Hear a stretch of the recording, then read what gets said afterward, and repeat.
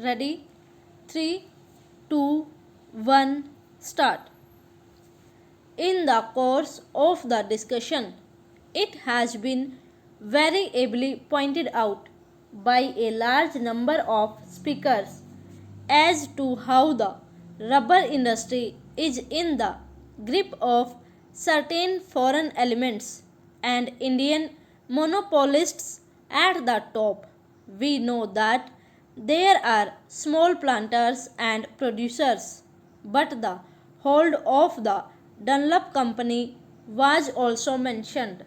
So far as the big industries are concerned, it has been their policy to capitalize the money and to put money in the reserve fund instead of utilizing such funds and profits for improvement of the working classes and for the betterment of the laborers. It was pointed out yesterday that the Dunlop Company gave very high dividends. You will be shocked to know that while the company had money to declare a dividend of 40% and also to capitalize a part of the profits, it did not give at all a fair deal to the workers. On the contrary, they were kept at more or less the same old level, where they had a kind of labor. Practically speaking, therefore, it becomes necessary to look into this matter. Sir, we are interested in the increase in production and everybody is interested in the increase in production.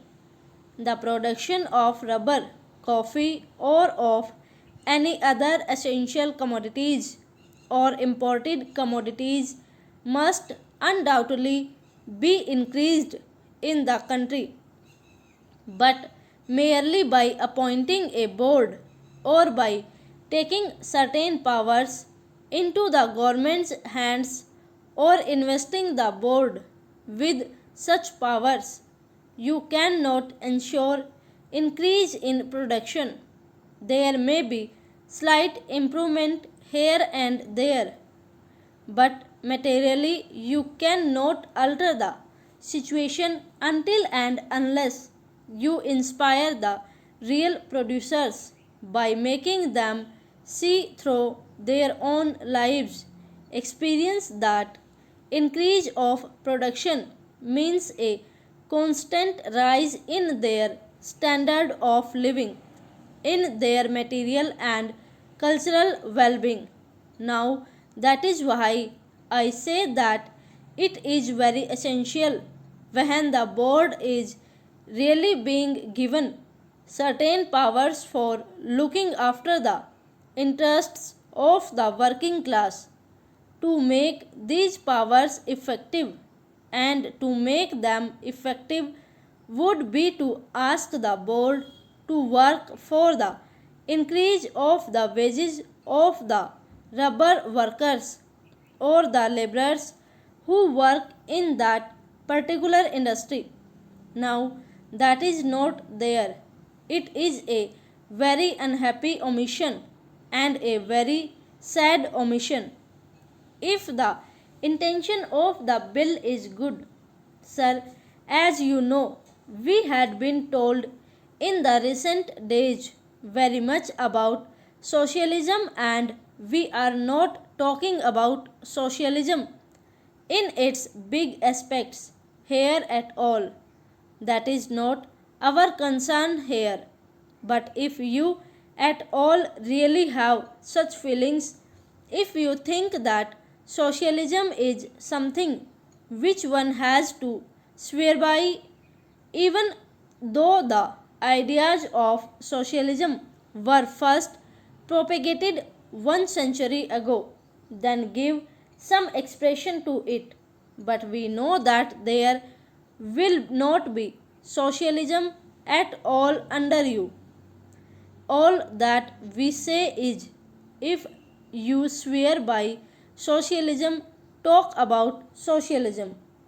If the members of that side of the house go to some other houses and hear lectures very seriously, they should come here and tell us that they are also going to increase the wages of the workers when such measures are brought up.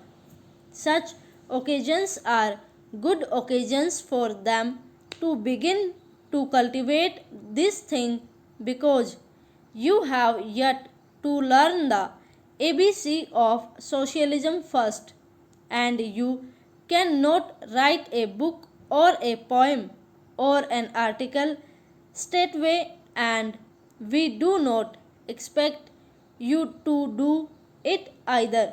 But if you are really sincere about what you are talking, you should try to learn the ABC.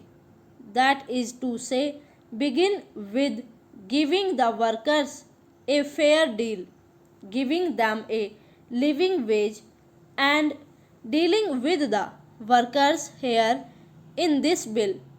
You should make provisions for them. I do not suggest to the minister that in this bill there should be provision that so much wages shall be given to the rubber plantation worker or fix a scale and all that sort of thing. All that I have proposed in this amendment is that the board should be given that reorientation of outlook, should be given the direction that the wages have to be increased and that they have to consciously work for it. That is all that I demand in this amendment.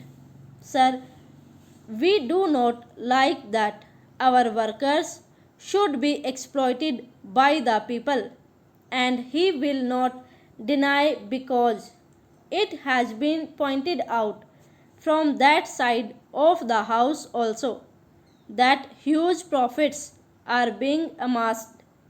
They cannot spend the money. The British, who are earning out of this industry, cannot spend the money.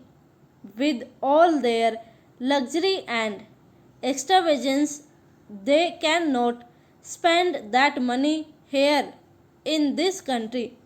They send this money abroad. Even then, they retain some money in their hands. They would rather keep them in bank idle than give this money to the workers for bettering their lot, for improving their conditions, which determines in the final analysis whether the production of the country would go up or not. Now, sir, I read with great interest the Select Committee's report, especially the portion of the evidence appended to it, and I would ask you also, sir, to reread if you have already read this interesting document. You see here Mr. T. T. Krishnamachari crossing swords with an important representative of the British interests, the British rubber interests in this country. Now it is all a wordy battle. It is a sort of very interesting competition for being smart, one trying to overreach another in smartness. But at the same time, out of these discussions, it emerges that the British interests are totally unmindful of the interests of the workers, of the interests of the country as a whole, although the British gentleman who came here to give evidence spoke of national interests and all that. Here you will find many times over.